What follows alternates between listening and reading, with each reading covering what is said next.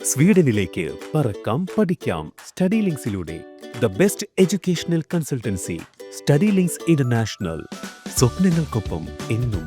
ലോകത്ത് അലിഗേറ്റേഴ്സും ക്രോക്കഡൈൽസും ഒരുമിച്ച് ജീവിക്കുന്ന ഒരു സ്ഥലം, അതിവിടെ അമേരിക്കയിലെ ഈ കാണുന്ന എവർഗ്ലേഡ്സ് എന്ന് പറഞ്ഞ ആ ഒരു നാഷണൽ പാർക്കിലായിരിക്കും. വേറെ എവിടെയും അലിഗേറ്റേഴ്സും ക്രോക്കഡൈൽസും ഒരുമിച്ച് ജീവിക്കുന്ന സ്ഥലമില്ല. അപ്പോൾ എവർഗ്ലേഡ്സ് നാഷണൽ പാർക്ക് കാണാൻ വേണ്ടിയാണ് വന്നിരിക്കുന്നത്. ഞാനുണ്ട്, അച്ചായനും പിള്ളേരും ഉണ്ട്. ഞങ്ങളെല്ലാവരും കൂടെ എവർഗ്ലേഡ്സ് എന്ന് പറയുന്ന ഇവിടുത്തെ ഒരു മനോഹരമായിട്ടുള്ള സ്ഥലത്തേക്കാണ് വന്നിരിക്കുന്നത്.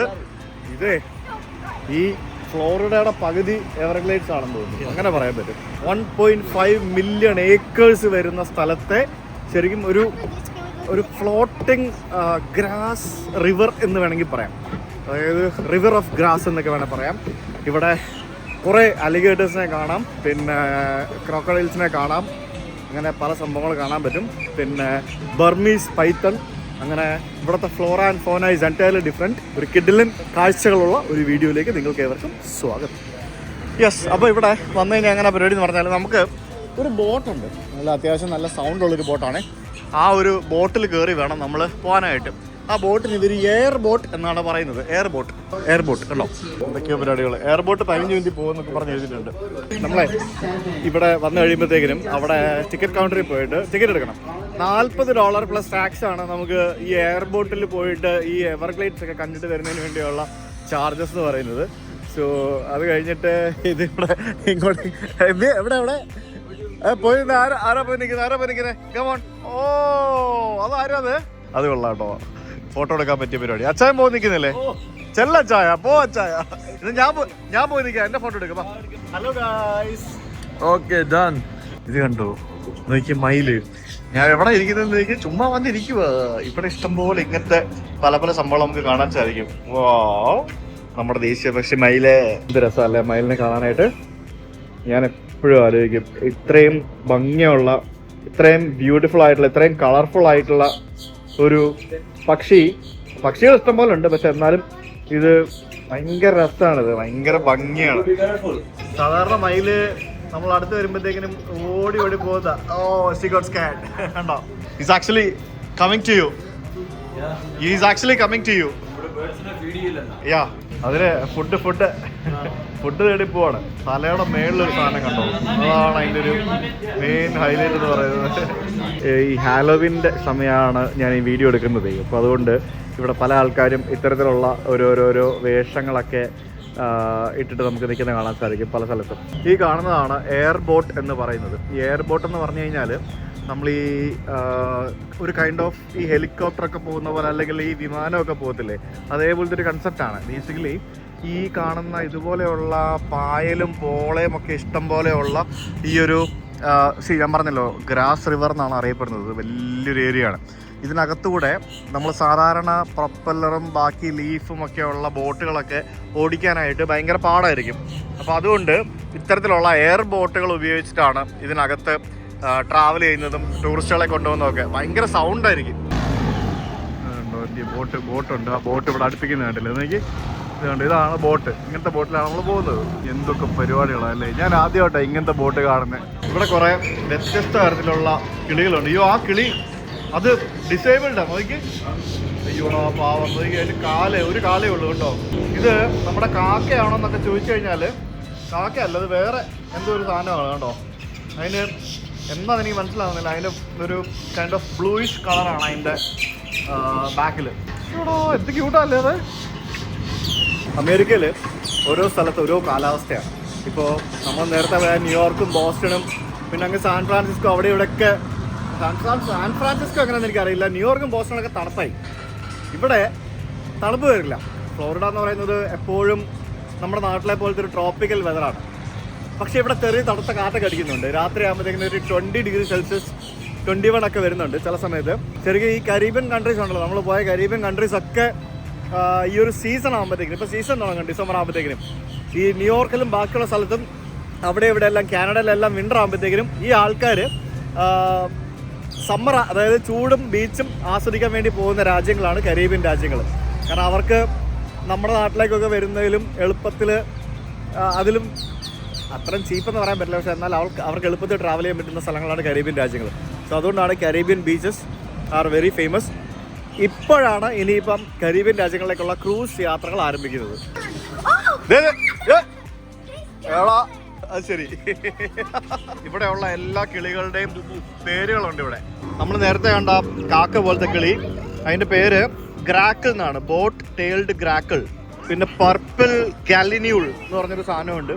പിന്നെ പലതരത്തിലുള്ള അമേരിക്കൻ കൂഡ്, അങ്ങനെ snail kite, osprey, white ibis, wood stork എന്നൊക്കെ പറഞ്ഞുകൊണ്ട് കുറേ സാധനങ്ങളുണ്ട്.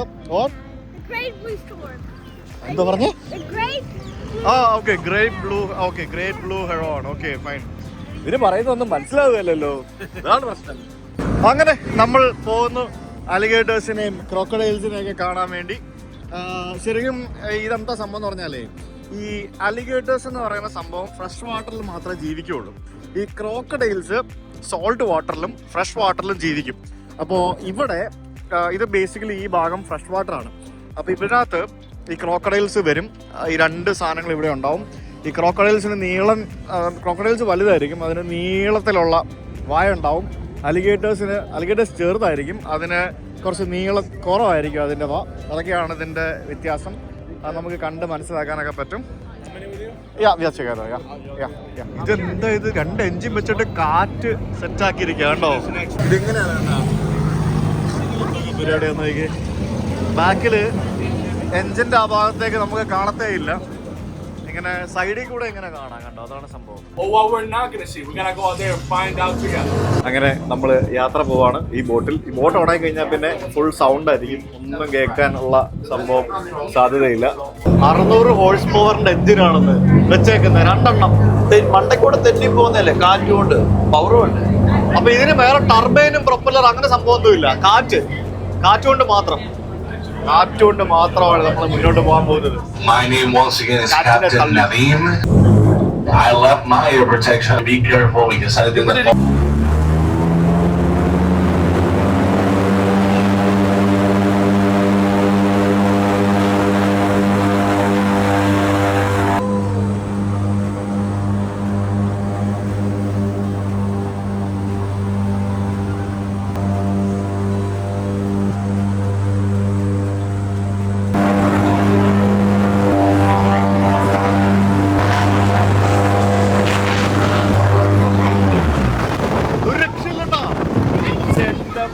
കേൾക്കാൻ പറ്റത്തില്ല,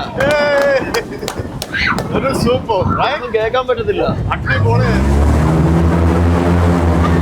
നമ്മള് കുട്ടനാട്ടില് ഹൗസ് ബോട്ടിൽ പോവില്ലേ, അന്നേരം നമുക്ക് കുറെ കായലുകൾ കാണത്തില്ലേ, തോടും കായലും ഒക്കെ. അപ്പൊ ആ കായലുകളും അതിന് നടുവിലൂടെ ഉള്ള കനാലുകളും ഒക്കെ ഉള്ള പോലെ ഉള്ള ഒരു പ്രദേശം.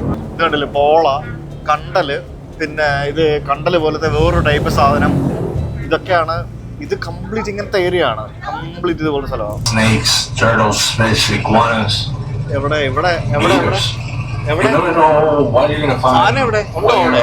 ഇപ്പൊ കാണിക്കും, അവര് കൊണ്ടത് കാണിക്കും. പുള്ളി ഇങ്ങനെ And just know, ഈ ഏരിയയിൽ അതൊക്കെ ഉണ്ട്.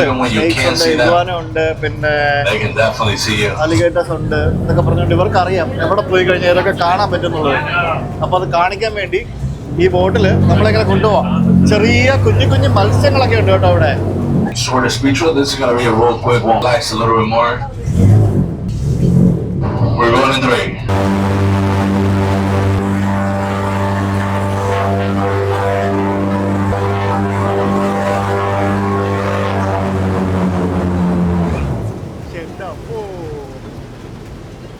ഇത് പറന്ന ലിറ്ററലി പറന്നാ പോകുന്നത്. ചായ അലിഗേറ്റർ അവിടെ,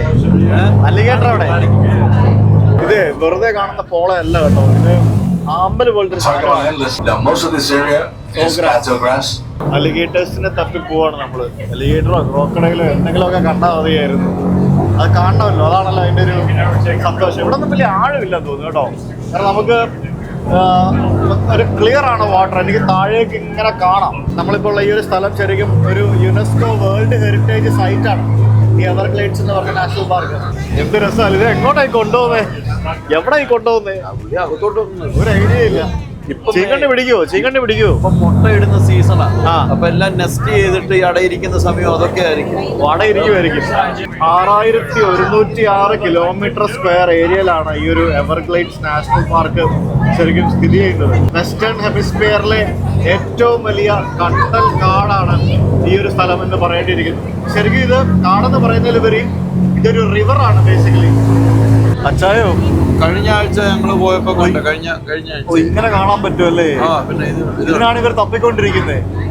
ഓ കഴിഞ്ഞ ആഴ്ച പോയപ്പോ അടിപൊളി, മനസ്സിലായി. അതിനാണ് ഈ ഇതിനിടയ്ക്കൂടൊക്കെ ഇവർ തപ്പിക്കൊണ്ടിരിക്കുന്നത്.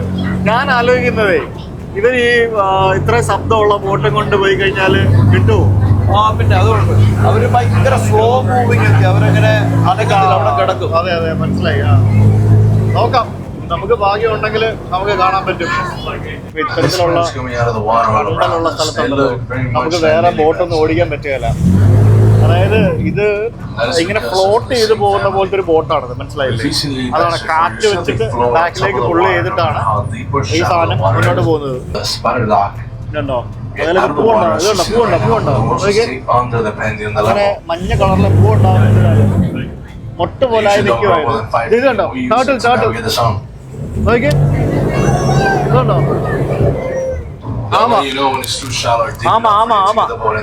ആമേനെ കണ്ടു. ഞാനൊരു ആമേനെങ്കിലും കണ്ടു. ഭാഗ്യത്തിന് ക്യാമറ ഓൺ ആയിരുന്നുണ്ട്. ടർട്ടിലില്ലെങ്കിൽ ആമയാണെന്നേ കണ്ടു. പക്ഷെ നമ്മള് ടർട്ടിലിനെ കാണും.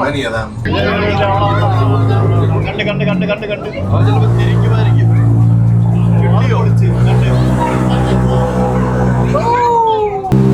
മോനെ കണ്ടു മോനെ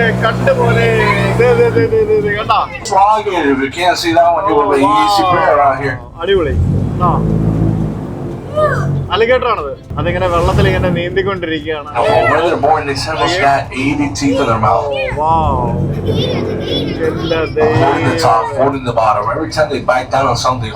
ഇങ്ങോട്ട് വരിക, അതൊക്കെ നമ്മുടെ ബോട്ടിന്റെ അടുത്തേക്ക് വന്നോണ്ടിരിക്കുക. ഇത് അലിഗേറ്റർ ആണ്. അലിഗേറ്റേഴ്സ് എന്ന് പറയുമ്പോഴത്തേക്കും ക്രോക്കഡൈലിന്റെ അത്ര വലിപ്പം വരില്ല, ചെറുതായിരിക്കും. പിന്നെ പ്യൂർ ബ്ലാക്ക് കളറായിരിക്കും. ഈ ഒരു ചാര നിറം തന്നെ ആയിരിക്കും. പിന്നെ നീളത്തിലുള്ള ചുണ്ടായിരിക്കില്ല, മുഖമായിരിക്കില്ല. എനിക്ക് സങ്കടം കിട്ടിയില്ലെങ്കിലോ. അതെ നിങ്ങൾ ഈ ബോട്ടിൽ കിടന്ന് അലയ്ക്കുമല്ല കേട്ടോ, മൈക്ക് വെച്ചിട്ടുണ്ടേ. ഇല്ല, ഞങ്ങൾ ഈ ബോട്ടിൽ കിടന്ന് അലയ്ക്കുമല്ല. എന്തല്ലേ ഇതിനിടയ്ക്കൊക്കെ എത്രായിരം അലിഗേറ്റേഴ്സ് ഉണ്ടാവും, എന്തോരം ജീവജാലങ്ങളുണ്ടാവും ഈ വെള്ളത്തിനകത്തൊക്കെ. അവിടെ കിടക്കുക. One of the main differences is the fact that this is salt fresh water. Alligators can only survive in fresh water. കേട്ടോ, ഇതിന് ഫ്രഷ് വാട്ടറിൽ മാത്രമേ ഇത് ജീവിക്കാൻ പറ്റുള്ളൂ. ഉപ്പുവെള്ളത്തിൽ ജീവിക്കാൻ പറ്റില്ല. Which is why the Everglades is the only place in the whole world where you can find both alligators and ഇത് വലിയ വലിപ്പമൊന്നുമില്ല കേട്ടോ, ചെറുതാ. ക്രോക്കഡൈലിനാണ് വലിപ്പം വരുന്നത്. ഈ പറഞ്ഞ ബോട്ട് പോകുന്ന പോലെ വളരെ സ്പീഡിൽ ഇതിന് നീന്താൻ പറ്റും. പോകുന്നുണ്ടല്ലോ, എന്ത് സ്പീഡിലാണ് പോകുന്നുണ്ടോ? പിള്ളേരോട് കൂടെ മാറി ഇരിക്കാൻ പറ, പിടിച്ചോണ്ട് പോകുന്ന പറ. പിള്ളേർക്ക് ഒരു പേടിയില്ല. അലിഗേറ്ററിന്റെ ബൈ കൊടുത്ത് ടാറ്റ കൊടുത്ത് ഷെയ്ക്കാൻ്റെ കൊടുക്കാൻ പോകുന്നു. അലിഗേറ്ററിന് ടാറ്റ കൊടുക്കുന്നുണ്ടോ? ഷെയ്ക്കാൻ്റെ കൊടുക്കാൻ പോകും. പോയപ്പോ എനിക്ക് ടാറ്റ വിട്ടില്ലേടാ.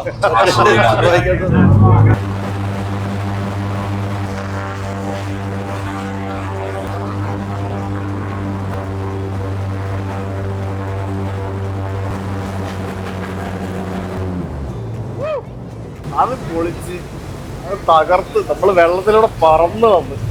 ലക്ഷക്കണക്കിന് സാധനങ്ങൾ ഇവിടെ ചിലപ്പോ ഇങ്ങനെ ഇരിക്കുന്ന കാണാം. നമുക്ക് അത് നോക്കണം. കഴുകന്മാരോ? കഴുകന്മാരെ. ശരി. അപ്പൊ അതുപോലെ ഇഷ്ടംപോലെ ഡെഡ് ബോഡീസ് വരുന്നതായിരിക്കും അല്ലേ? പല മൃഗങ്ങളും പക്ഷികളൊക്കെ ചത്ത് വീഴുമ്പോഴത്തേക്കിനും അതിനെടുക്കാൻ വേണ്ടി വരുന്നതായിരിക്കും. അപ്പൊ നമ്മളിപ്പോ കണ്ടൽ കാടുകളുടെ സമീപത്തേക്ക് എത്തിയിരിക്കുകയാണ്. ഓരോ സ്ഥലത്ത് ഓരോ സംഭവങ്ങളാണ്. ചിലയിടത്ത് സോഗ്രാസ് ആയിരിക്കും, ചിലയിടത്ത് മറ്റേ ഇതുപോലത്തെ സംഭവങ്ങളായിരിക്കും, ചിലയിടത്ത് കണ്ടലായിരിക്കും. അങ്ങനെ പല പല സംഭവങ്ങൾ നമുക്ക് ഇവിടെ പല സ്ഥലത്ത് കാണാൻ പറ്റും.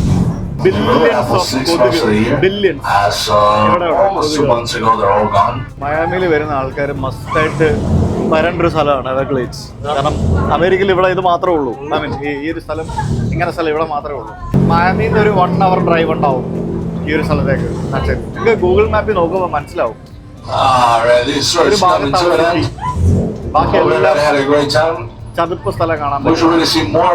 ആ ബോട്ടുണ്ടല്ലോ, അതിന്റെ പുറകില് ഇവര് സീറ്റ് ഉണ്ട്. ആ ഇരിക്കുന്ന സീറ്റ്, ആ സീറ്റ് അത് ഒരു വല്ലാത്ത രീതിയിലാട്ടോ ഇത് ഓടിക്കുന്നത്. ഈ ബോട്ട് കണ്ടല്ലേ, ഇങ്ങനെ ഒരു എയർ ബോട്ട് എന്ന് പറഞ്ഞൊരു കൺസെപ്റ്റ് ഞാൻ ബേസിക്കലി to for you. ആ ഒരു ബോട്ട് അവിടെ നിന്ന് തിരിച്ചെടുത്തോണ്ട് പോകുന്ന കാണുമ്പോഴേ നമുക്കത് മനസ്സിലാവുള്ളൂ. നമുക്ക് അകത്തിരിക്കുമ്പോൾ അത് കാണാൻ പറ്റില്ല. പക്ഷേ ദാറ്റ്സ് സംതിങ് ഡിഫറെൻറ്റ്. ഞാൻ ആദ്യമായിട്ട് ഇങ്ങനത്തെ ഒരു എയർ ബോട്ട് എന്ന് പറഞ്ഞ പരിപാടി കാണുന്നത്. നമ്മുടെ നാട്ടിലും വേണം പരീക്ഷിക്കാവുന്നതാണ്. ഈ പോളയില്ലേ, പോളയൊക്കെ ഇഷ്ടം പോലുള്ള സ്ഥലങ്ങളിൽ ഇത്തരത്തിലുള്ള ബോട്ടുകൾ ഉപയോഗിക്കാവുന്നതാണ്. ഉണ്ടാവുമായിരിക്കും, ഞാൻ കണ്ടിട്ടില്ല. ഇത് കണ്ടോ, നമ്മൾ വന്നപ്പോൾ നമ്മൾ ഫോട്ടോ എടുത്തായിരുന്നു. ആ ഫോട്ടോ കിട്ടിയിരുന്നു എനിക്ക്. കൊള്ളാമല്ലേ, നല്ല ഫോട്ടോ. ദേ കിടക്കുന്ന കുറേ അലിഗേറ്റേഴ്സ്. നമ്മളിപ്പോൾ ഒരു ഷോ കാണാൻ വേണ്ടി പോവാണ്. ഇതിനകത്ത് തന്നെ ഉള്ളതാണ്.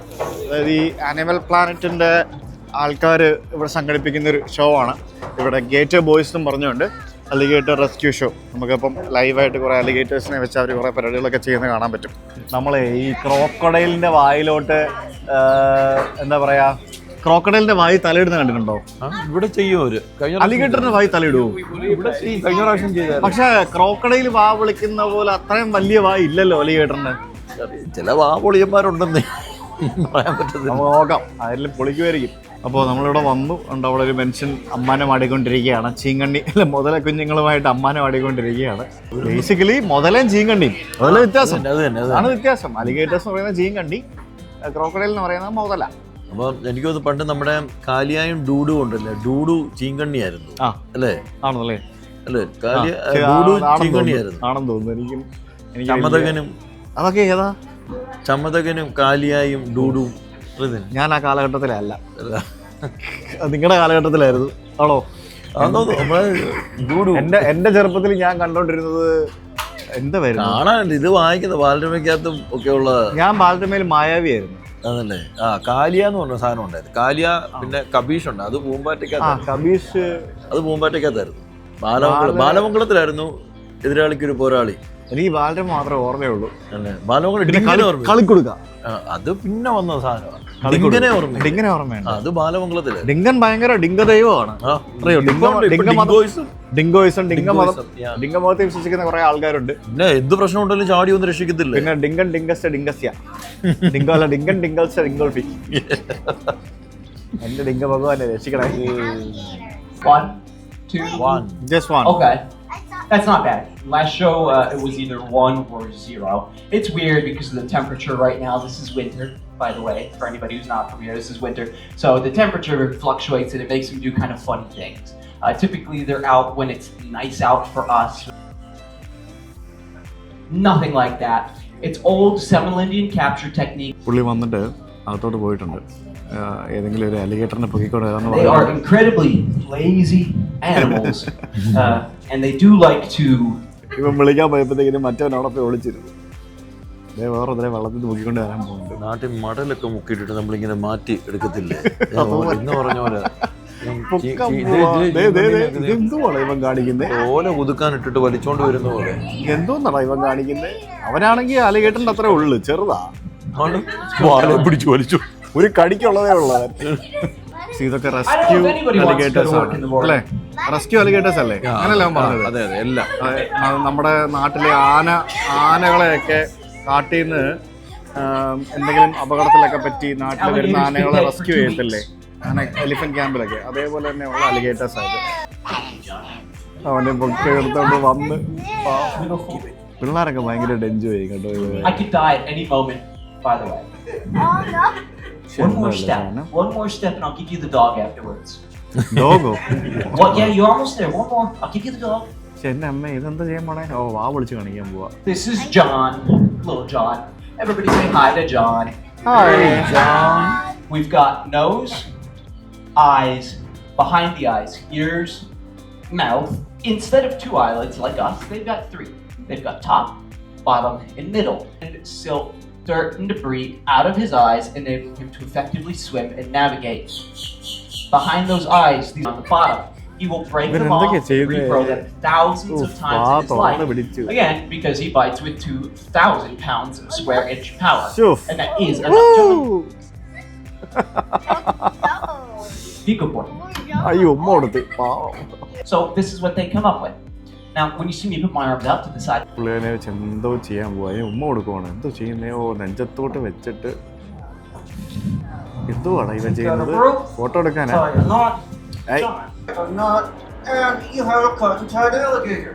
Yeah. Now, take your pictures quickly, please. Photo എടുക്കാൻ വേണ്ടി പോസ് ചെയ്തൊരു ആശാൻ. Awesome. Now, before we do our last trick, I'll tell you guys a little bit about myself. അതിൻ്റെ വാ പൊളിച്ചിട്ട് അവൻ്റെ താടി എടുത്തിട്ട് അതിൻ്റെ ചുണ്ടിൻ്റെ അവിടെ വെച്ച് എൻ്റെ പൊന്നോ Amazing, by the way. തുറന്ന് That's the best part of the show for me. Oh that's nice. As you can see, there's no animal. നല്ല അടിപൊളി ഷോ ആയിരുന്നു കേട്ടോ, എനിക്ക് ഇഷ്ടപ്പെട്ടു. ചെറുതാണെങ്കിലും നല്ല അടിപൊളിയായിട്ട് അവൻ പ്രസന്റ് ചെയ്തു. അവന്റെ ആ ഒരു രീതി സൂപ്പർ ആയിരുന്നു. ഓ ഇവിടെ മറ്റേ ഫോട്ടോ എടുക്കുന്ന പരിപാടി ഉണ്ട്. Let's go. Not here in Louisiana, like you. നിങ്ങൾ ഈ പിള്ളേർ എത്ര തവണ ഈ ഷോ കണ്ടിട്ടുണ്ടാവും? ഇവര് കുറെ ഇവര് സ്കൂളിൽ നിന്നൊക്കെ കൊണ്ടുവരുമായിരിക്കും അല്ലേ? കഴിഞ്ഞ ആഴ്ച വന്നിട്ടുണ്ടായിരുന്നു. അതെ അതെ, സ്കൂളിൽ നിന്നൊക്കെ പിള്ളേരെയൊക്കെ കൊണ്ടുവരും. ഇത് ഇവിടെ നമ്മൾ വിചാരിക്കുന്നത് വലിയ ഏരിയ കേട്ടോ, ഇത് ഭയങ്കര വലിയ സ്ഥലമാണ്. ഇവിടെ കുറെ സാധനങ്ങളുണ്ട്. റക്കൂൺ ഉണ്ട്. ഇത് കണ്ടോ, ഇവിടെ ഒരു ടർട്ടിലുണ്ട്. It's big. It's real. പാമ്പ് സാധനങ്ങളൊക്കെ ഉണ്ടല്ലോ. ഇതിന്റെ കൂടെ നിന്ന് ഫോട്ടോ എടുക്കാം. അങ്ങനത്തെ പല പല പരിപാടികളും ഇവിടെ ഉണ്ട്. പുള്ളി You can do it as well. ഉണ്ടല്ലേ, പുള്ളിയുടെ മുഖമൊക്കെ കൊണ്ടോ പാമ്പിനെ പിടിച്ചോണ്ട് നിൽക്കുന്നുണ്ട്. You want to do the gator and this? Okay, ഇവിടെ നമുക്ക് ഈ ചെറിയ അലിഗേറ്റർ കുഞ്ഞിനെ കയ്യിൽ പിടിച്ച് ഫോട്ടോ എടുക്കാൻ പറ്റും കേട്ടോ. Okay. ഓ, അവക്ക് പാമ്പിനെ കയ്യിൽ പിടിച്ച് ഫോട്ടോ എടുക്കണം. പാമ്പിനെ കൊടുക്കുന്നുണ്ട്. എനിക്ക് പേടിയാ, ഞാൻ അവിടെ പരിസരത്തോട്ട് പോയില്ല. പിള്ളേർക്കൊന്നും ഒരു പേടിയില്ല കേട്ടോ. ഓ Emma, you are doing good. പിള്ളേർക്കൊന്നും ഒരു പേടിയില്ല ബ്രോ. ഓ ഇല്ല, ഒരു പേടിയില്ല പിള്ളേർക്കൊന്നും. എനിക്കുണ്ടായിരുന്നു നേരത്തെ. ഇതൊക്കെ അതിന്റെ വെയിറ്റ് താങ്ങുമോ? പ്രശ്നമില്ലല്ലേ? നല്ല വെയിറ്റ് ഉണ്ടാവല്ലോ പാമ്പിന്. Oh that's nice. ഇവര് ഫോട്ടോ എടുത്ത് തരും. അതാണ് പരിപാടി. ഇവര് ഫോട്ടോ എടുത്ത് തരും. Nice. Alligator. It's heavy, okay? You gotta hold it. ഇപ്പൊ വാങ്ങുന്നതിന് മുമ്പ് അലിഗേറ്റർ മൂത്രം ഒഴിച്ച് Pick it up, pick it up, pick it up, pick it up, and pick it up, pick it up. നല്ല ഹെവി ആട്ടോ. Oh. You're gonna stand there. Stand back. He's heavy, okay? It's It's heavy. heavy. It's heavy. It's heavy. Don't drop her. Okay. ആണ് പൊന്നു കൊടുത്ത് പാമ്പിന് ഇത് ആക്കുന്നുണ്ടോ? അതുകൊണ്ടോ? പൊന്നെ, ഇത് അതിന്റെ മുഖം അവർ അടച്ചു വെച്ചിരിക്കുക കണ്ടോ. ഷെയ്ക്കാൻ്റെ കൊടുത്ത് പൊന്നു മതി പാമ്പിനെ ഇങ്ങോട്ട് വരെ. പൊന്നിന് പാമ്പിനെ ഭയങ്കര ഇഷ്ടപ്പെട്ടെന്ന് തോന്നുന്നു. പൊന്നു കം, ലെറ്റ്സ് ഗോ. ഇവിടെ ഇതിനെ കറി വെച്ച് കിട്ടുമോ? ഇല്ലല്ലേ, ഞാൻ വിചാരിച്ചു ഇതിനെ കറി വെച്ച് കിട്ടുമെന്ന്, അല്ലെങ്കിൽ പൊരിച്ച് കിട്ടുമെന്ന്. തായ്ലൻഡിലൊക്കെ ഉണ്ടല്ലോ ഇതുപോലെ മുതല കുഞ്ഞുങ്ങളുടെ സ്ഥലത്ത് പോയി കഴിഞ്ഞാൽ മുതലിറച്ചിയൊക്കെ കിട്ടും. നമ്മുടെ നാട്ടിലെ കോഴി നടക്കുന്ന പോലെയാണല്ലോ മയിലൂടെ നടക്കുന്നത്. ചുമ്മാ ആൾക്കാരുടെ അടുത്ത് ഫുഡ് വാങ്ങിക്കാൻ വേണ്ടി വരുവാണ്. കണ്ടില്ലേ, എനിക്ക് ഈ കഫേയാണ്, കഫേയുടെ മുമ്പിൽ എന്തെങ്കിലുമൊക്കെ ഫുഡ് കിട്ടും എന്നൊക്കെ കരുതി വരുന്നതാണ്. എന്ന് പറഞ്ഞിട്ട് അതിനെ തൊടാൻ പോയി കഴിഞ്ഞാൽ അത് ഓടും. തൊടാൻ പറ്റുമോ? അപ്പോൾ സൂപ്പറായിരുന്നു പരിപാടി. ആ ഷോയും എല്ലാം അടിപൊളിയായിരുന്നു. ഇനി നമുക്ക് ഫുഡ് കഴിക്കാൻ പോകാം. So today we are going to have steak. ഇതെന്താ മാനേജിങ് പാർട്ട്ണറോ? Christina Dash. ഓ, അവരുടെ പേര് മേളിൽ എഴുതി വെച്ചിരിക്കുന്നത്. ഇതൊക്കെ എന്താ? Thank you so much. Thank you. Yes, cowboys. Okay, ഞങ്ങൾ റെസ്റ്റോറൻറ്റിൽ വന്നപ്പോഴത്തേക്കിനും കുട്ടികൾക്ക് സമയം പോക്കിന് വേണ്ടി ക്രയോൺസും പിന്നെ പടം വരയ്ക്കുന്നതിന് വേണ്ടി സാധനങ്ങളൊക്കെ കൊടുത്തിട്ടുണ്ട്. Thank you so much. Thank U. എൻ്റെ അമ്മ അങ്ങനെ കുറേ കെച്ചപ്പുകളുണ്ട്. ഫുഡ് വന്നു. പുള്ളിയുടെ സ്റ്റേക്ക് വന്നു അലോങ് വിത്ത് ബ്രോക്കോളി. നമ്മുടെ സ്റ്റേക്ക് ഇത് അലോങ് വിത്ത് അസ്പരാഗസ്. എന്താ അസ്പാരഗസ് അല്ലേ? എങ്ങനെയല്ലേ പറയുന്നത്? എന്നോട് പറയുന്നത് അസ്പരാഗസ് അല്ല പറയുന്നത്, അസ്പാരഗസ് എന്നാണ് പറയുന്നത്. കുട്ടികളുടെ ഫുഡും വന്നു. അടിപൊളി. എല്ലാം ചോദിച്ചു ചെയ്യുള്ളൂ അല്ലേ? നല്ല കുട്ടികളാണ്. ഇത് കഴിച്ചു കഴിഞ്ഞ് തീരുന്നില്ലല്ലോ. ഇത് കുറേ ഉണ്ട് കേട്ടോ. ഇത് തീർത്തല്ലേ? ഞാനിവിടെ കഷ്ടപ്പെട്ട് കഴിച്ചു തീർത്തുകൊണ്ടിരിക്കുക. ഇന്ന് രാവിലെ ബ്രേക്ക്ഫാസ്റ്റ് സ്കിപ്പ് ചെയ്തു. മിക്കവാറും ഡിന്നറും കൂടെ സ്കിപ്പ് ചെയ്യേണ്ടി വരും. ഇന്ന് പരിപാടി ഉണ്ടല്ലോ. ഇന്ന് പരിപാടി ഉണ്ട്. നമ്മൾ ഈ അമേരിക്കയിൽ വന്നു കഴിയുമ്പോഴത്തേക്കും റെസ്റ്റോറൻറ്റിലോ ബാറിലൊക്കെ പോയിട്ട് ഫുഡ് കഴിച്ച് കഴിഞ്ഞ് ഇവർ ബില്ല് ചെക്ക് കൊണ്ടുതരും. അപ്പോൾ ഇങ്ങനെ കൊണ്ടുതരും. കൂടുതലൊരു പേനയും ഉണ്ടാവും. അപ്പോൾ ഇവിടെ ഈ ടിപ്പിംഗ് കൾച്ചർ എന്ന് പറയുന്ന ഭയങ്കരമായിട്ടുള്ളൊരു സ്ഥലമാണ്. അപ്പോൾ ഇവരെന്താ ചെയ്തതെന്ന് പറഞ്ഞു കഴിഞ്ഞാൽ ഇപ്പം ഇതിനകത്തിപ്പം ഒരു എമൗണ്ട് എന്നും പറഞ്ഞ് ഇതിനകത്ത് എഴുതിയിട്ടുണ്ട്. 93.68 ബിൽ എമൗണ്ട് പ്ലസ് അതിൻ്റെ താഴെ സജസ്റ്റഡ് ഗ്രാറ്റുവിറ്റി എന്നും പറഞ്ഞുകൊണ്ട് 22% ഇത്ര രൂപ, 20% ടിപ്പ് ഇത്ര രൂപ, 18% ടിപ്പ് ഇത്ര രൂപ. മനസ്സിലായില്ലേ? അത് എന്ന് പറഞ്ഞൊരു എമൗണ്ട് താഴെ ഉണ്ടാവും. എന്നിട്ട് നമ്മൾ ഈ എമൗണ്ട് പ്ലസ് അല്ലെങ്കിൽ എത്രയാണോ നമ്മൾ കൊടുക്കാൻ ഉദ്ദേശിക്കുന്ന ടിപ്പ് അതും കൂടെ ചേർത്ത് നമ്മൾ താഴെ എഴുതണം. അന്നേരം ഇവർ നമ്മുടെ കാർഡ് ഇവർ പിന്നീട് അത് ചാർജ് ചെയ്യും. അങ്ങനെയാണ് പരിപാടി. നമ്മുടെ കാർഡിൽ നിന്നും എമൗണ്ട് ചാർജ് ചെയ്യും. ആദ്യം നമ്മൾ കാർഡ് കൊടുത്തു കഴിയുമ്പോൾ ആ കാർഡ് അവർ സ്വൈപ്പ് ചെയ്തിട്ട് കൊണ്ടുവരും. പിന്നീട് നമ്മളിത് ഒപ്പിട്ട് സൈൻ ചെയ്ത് കൊടുത്തു കഴിയുമ്പോൾ ഇത് വീണ്ടും അതുവരെ ചാർജ് ചെയ്യും. അതെങ്ങനെ അവർ ചെയ്യുന്നത് അതിൻ്റെ ടെക്നിക്കൽ പരിപാടി എനിക്കറിയത്തില്ല. പക്ഷെ അങ്ങനെയാണ് ഇവിടെ ചെയ്യുന്നത്. അപ്പോൾ നിങ്ങളുടെ കയ്യിൽ പൈസ ഇല്ലെങ്കിൽ ഇത് ടിപ്പായിട്ട് നിങ്ങളുടെ കാർഡ് തന്നെ ഇതേപോലെ കൊടുക്കാൻ പറ്റും. കാർഡ് സ്വൈപ്പ് ചെയ്യുമ്പോഴേ അവരത് ഓതറൈസ് ചെയ്യത്തേ ഉള്ളൂ. ഓതറൈസ് ചെയ്ത് അവിടെ വെക്കും. എന്നിട്ട് നിങ്ങൾ ഇത് കിട്ടിക്കഴിഞ്ഞ് ഫൈനൽ എമൗണ്ട് അവർ നിങ്ങൾ ചേർത്തിട്ട് നമ്മുടെ സിഗ്നേച്ചർ ഉണ്ടല്ലോ ഇതുകൂടെ പരിപാടിയാണ്. അതെ. പിന്നെ നമ്മുടെ നാട്ടിൽ ടിപ്പിന്റെ പരിപാടികൾ ചില സമയത്ത് നമ്മൾ കാർഡ് സ്വൈപ്പിംഗ് മെഷീനിൽ ടിപ്പ് എക്സ്ട്രാ ആഡ് ചെയ്യണമെന്നൊക്കെ ചോദിക്കും. പക്ഷെ അതെങ്ങനെയാണ് അത് കാൽക്കുലേറ്റ് ചെയ്യുന്നത് എനിക്ക് അറിയത്തില്ല. ഈ ഫോൺ പേയും മറ്റൊക്കെ വന്നതുകൊണ്ട് പല ആൾക്കാർക്കും ഇപ്പം നാട്ടിൽ ഇപ്പം ഞാനൊരു സ്ഥലത്ത് പോയി ഭക്ഷണം കഴിക്കുന്നു, എനിക്കൊരു 10-20 രൂപ ടിപ്പ് കൊടുക്കണം. നമ്മൾ പേയ്മെന്റ് ചെയ്യുന്നത് കാർഡ് വഴിയോ ഫോൺ പേ വഴിയോ ആയിരിക്കും. അതുകൊണ്ട് ചേർത്തെടുക്കാനുള്ള ഓപ്ഷൻ അവർക്കില്ല. പല റെസ്റ്റോറൻറ്റുകൾക്കും ആ ഓപ്ഷൻ ഇല്ല. അപ്പോൾ നമ്മുടെ എന്തെങ്കിലും ചില്ലറായിട്ട് പൈസ കയ്യിലുണ്ടെങ്കിൽ ഈ ടിപ്പ് കൊടുക്കാനായിട്ട് നമുക്ക് പറ്റുള്ളൂ. അല്ലെങ്കിൽ ഈ വെയിറ്റർ QR കോഡ് കൊണ്ട് നടക്കണം, എന്റെ ടിപ്പ് ഇതിനകത്ത് വരുമെന്നും പറഞ്ഞുകൊണ്ട്. പക്ഷെ അങ്ങനെ ചോദിക്കാൻ പറ്റില്ലല്ലോ. നമ്മുടെ നാട്ടിൽ അത് മസ്റ്റ് അല്ലല്ലോ, ആൾക്കാർ കൊടുക്കുന്നു എന്നുള്ളതല്ലോ ഉള്ളൂ. അതെ, ഇപ്പൊ നമ്മളിന്ന് ബോട്ടേ കയറി നമ്മൾ മറ്റേ ഇതിന് പോയി എല്ലായിടത്തും കണ്ടില്ലേ, എല്ലായിടത്തും ടിപ്പാണ്. ബോട്ട് ഡ്രൈവർ പറയും എന്റെ സേവനം നിങ്ങൾക്ക് ഇഷ്ടപ്പെട്ടെങ്കിൽ, ഞാൻ കാണിച്ച അലിഗേറ്റർ നിങ്ങൾക്ക് ഇഷ്ടപ്പെട്ടെങ്കിൽ അവിടെ മുമ്പിൽ ഗ്രാറ്റുവിറ്റി ബോക്സ് ഉണ്ട്, ഇല്ലെങ്കിൽ ഇറങ്ങുമ്പോൾ എൻ്റെ തന്നാലും മതി എന്ന് പറയും. നിങ്ങൾ കൊടുത്തില്ല എന്ന് പറഞ്ഞാൽ അവരൊന്നും പറയില്ല, ഇല്ലേ? നിങ്ങൾ കൊടുത്തില്ല എന്ന് പറഞ്ഞാൽ ഒന്നും പറയില്ല. അത് നിങ്ങളുടെ ഇഷ്ടം അനുസരിച്ച് നിങ്ങൾക്ക് അവർക്ക് എന്താണെന്ന് വെച്ചാൽ കൊടുക്കാം. പിന്നെ മറ്റേ അലിഗേറ്റർ ഷോ നടത്തിയ പയ്യനും പറഞ്ഞായിരുന്നു, അലിഗേറ്ററിന്റെ വായിക്കകത്ത് കൊണ്ട് തല വായി വെച്ചിട്ടാണ് പറഞ്ഞത്, എന്റെ ഷോ ഇഷ്ടപ്പെട്ടെങ്കിൽ ടിപ്പിടണേ. അതായത് ഈ യൂട്യൂബർമാർ പരസ്യം ഇന്റഗ്രേറ്റ് ചെയ്യത്തില്ലേ വീഡിയോ കിടക്കാൻ, അതേപോലെ നമ്മൾ ഓരോ പ്രോഡക്റ്റ് ഇപ്പോൾ കണ്ടില്ലേ, ഈ സോസ് അടിപൊളിയാണ് എന്ന് നമ്മൾ പറയുന്ന പോലെയാണ് അവർ ടിപ്പിന്റെ കാര്യം പറയുന്നത്. കറക്റ്റ് ആ ഒരു മൂർധന്യ അവസ്ഥ നിൽക്കുമ്പോഴായിരിക്കും പറയുക. കാരണം നമ്മൾ ഹാപ്പി ആയിരിക്കുമ്പോഴല്ലേ നമ്മൾ ടിപ്പ് കൊടുക്കുള്ളൂ. അതാണ് പരിപാടി. അല്ല, പക്ഷേ ഇത് ടിപ്പിനകത്ത് വേറെ സംഭവം ഇവിടെ, നമ്മൾ ഈ കൊടുക്കുന്ന ടിപ്പ് അവർക്ക് ചിലപ്പോൾ കിട്ടണമെന്നില്ല. ആണോ? അതിനകത്തുണ്ട് വെച്ചാൽ ഇവർ പറയും ഇവരുടെ ശമ്പളം നിശ്ചയിക്കുന്ന അങ്ങനെയാണ്. ടിപ്പ് മൊത്തം അവർക്കാണെങ്കിൽ ശമ്പളം തീരെ കുറവായിരിക്കും. അത്യാവശ്യം ഒരു ശമ്പളം കൊടുക്കുന്ന ടീമാണെന്ന് വരിക അവര് ടിപ്പിനും കഴിക്കുമായിരിക്കും. ടിപ്പ് ചിലപ്പം മുതലാളിക്കുള്ളായിരിക്കും. അതല്ലെങ്കിൽ വേറെ സംഭവമുണ്ട്, കിട്ടുന്ന ടിപ്പെല്ലാം കൂടെ അവർ കൂട്ടി വെച്ചിട്ട് ആ ഷിഫ്റ്റ് ജോലി ചെയ്തെല്ലാം ഈക്വലായിട്ട് ഡിവൈഡ് ചെയ്തെടുക്കുന്ന പരിപാടിയുണ്ട്. അങ്ങനെയുണ്ട്. കാരണം ഇപ്പം ഒരു റെസ്റ്റോറന്റിൽ ഭക്ഷണം വിളമ്പുന്നതിന് മാത്രമല്ലേ ടിപ്പ് കിട്ടുന്നുള്ളൂ. അകത്ത് ജോലി ചെയ്യുന്ന, കിച്ചണിൽ ജോലി ചെയ്യുന്നത്, കുക്ക് ചെയ്യുന്നവര് ടിപ്പ് കിട്ടുന്നില്ല. പിന്നെ ഈ ബാറുകളിൽ കൂടുതലും അത് പേഴ്സണൽ. അന്നേരം എന്നാന്ന് അറിയിച്ചു കഴിഞ്ഞാൽ നമ്മുടെ ഇപ്പം ഇവിടുത്തെ മിനിമം സാലറി ഇപ്പം ഒരു $18-20 പെർ അവർ ആണെന്ന് വരിക. അവർക്ക് അവിടെ $6 ആയിരിക്കും ഒരു മണിക്കൂറിന് സാലറി കൊടുക്കുന്നത്, അല്ലെങ്കിൽ $7 ആയിരിക്കും. കാരണം മാസീവ് ടിപ്പ്, എസ്പെഷ്യലി ബാറുകളിലൊക്കെ, അങ്ങനെയുള്ള ബാറുകളിൽ ചെല്ലുമ്പോഴത്തേക്കും ടിപ്പ് എന്ന് പറയുന്നത് ഭയങ്കര എമൗണ്ട് ആയിരിക്കും. അത് അവർക്ക് കീപ്പ് ചെയ്യാൻ പറ്റും. അതിന്റെ പെർസെന്റേജ് എടുക്കുന്ന ടീംസും തെറ്റുകളുണ്ട്. ഈ ടിപ്പിനെ പറ്റി കുറെ കേട്ടിട്ടുണ്ട്. അപ്പൊ ഞാൻ എൻ്റെ ആദ്യകാലത്ത് അമേരിക്ക വന്നപ്പോഴുള്ള ഒരു സംശയം ഉണ്ടായിരുന്നേ, ഇവിടെ എല്ലാത്തിനും ടിപ്പല്ലേ.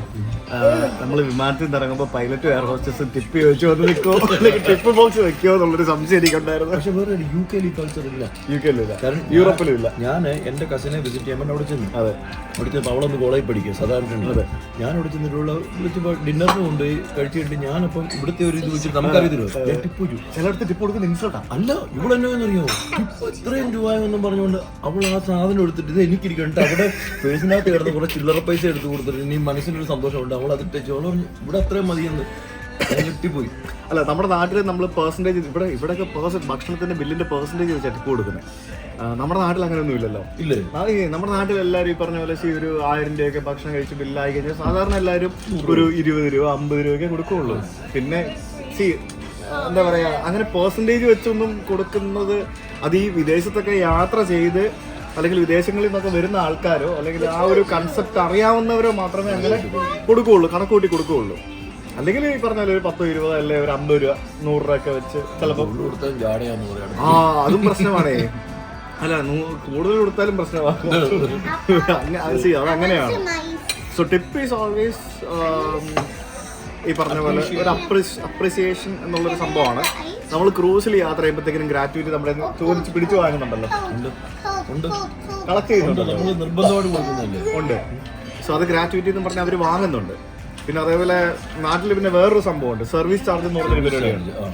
അത് ശരിക്കും നിർബന്ധമായിട്ട് വാങ്ങാൻ പാടില്ല എന്ന് പറഞ്ഞ കോടതി ഉത്തരവുണ്ട്. പക്ഷേ കേരളത്തിൽ അത് കാര്യമായിട്ട് എവിടെയും നടക്കുന്നില്ല. പക്ഷേ കേരളം വിട്ട് കഴിഞ്ഞാൽ പല സ്ഥലങ്ങളിലും സർവീസ് ചാർജ് വാങ്ങുന്നുണ്ട്. ഇനി സർവീസ് ചാർജ് കൊടുത്താലും ടിപ്പ് കൊടുക്കണം എന്നുള്ളൊരു കൺഫ്യൂഷൻ ഉണ്ട്. പക്ഷെ ഉണ്ടെന്നേ, അത് ടിപ്പ് വേറെയാണ്. ഇതൊക്കെ പറഞ്ഞ് വാങ്ങിക്കും, പക്ഷെ എന്നാലും ടിപ്പ് വേറെ ഉണ്ട്. അവർ എക്സ്പെക്ട് അല്ലേ, ആ സാധനം അവർ പ്രതീക്ഷിക്കും. ഇതൊരു വലിയൊരു എന്താ പറയാ, വലിയൊരു മേഖലയാണ്. നമുക്ക് ഈ ഒരു മേഖലയെ പറ്റി ഒരു പോഡ്കാസ്റ്റ് ചെയ്യാൻ പറ്റുന്ന ഒരു ടോപ്പിക്.